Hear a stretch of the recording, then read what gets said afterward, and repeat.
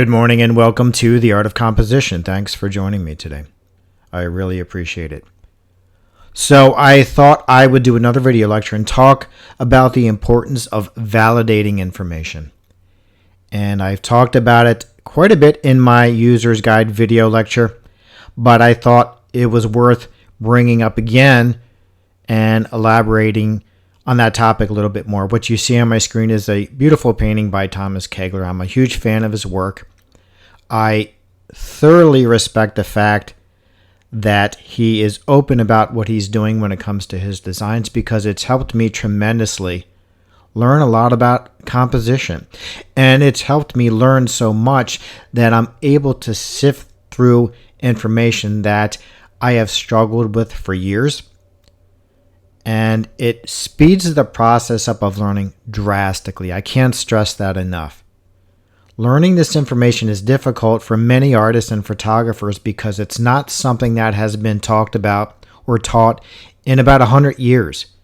And if you want to learn more about that, check out my podcast that I posted on my website from Mandy Tice. She talks a lot about the history of art in that podcast, and you can find that link in my user's guide.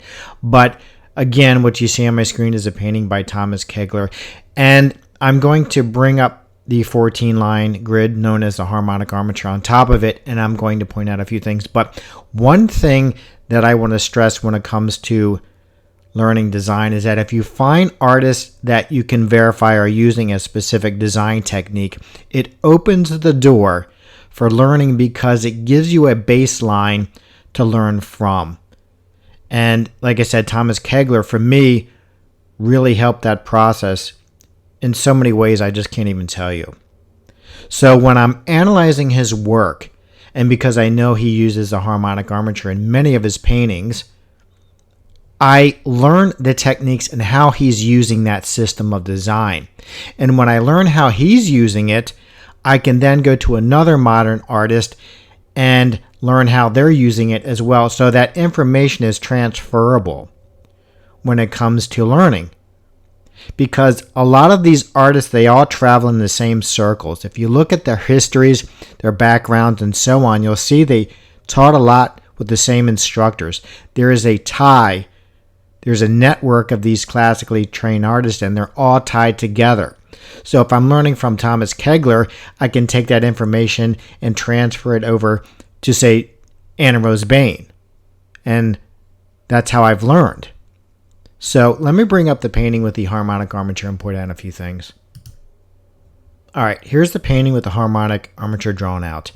So what I'm going to do is outline in blue a few divisions and show you how Thomas Kegler is using this armature. So wherever you have two or more lines intersect, diagonal lines, etc., you can drop a horizontal and vertical line. And you have a dominant horizontal line right here, and that's being derived from this series of intersecting diagonal lines, okay? So I can bring this over at that point, and I'll bring that to there.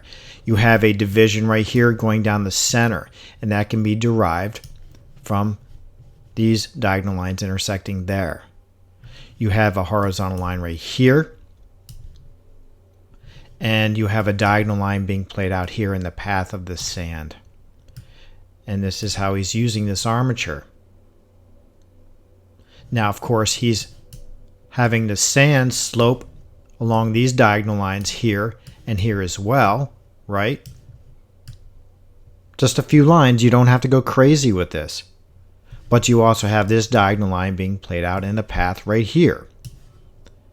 I'm not dropping down 1,000 lines on the painting, just a few, to show specific divisions and visual paths that he's leading the artist to.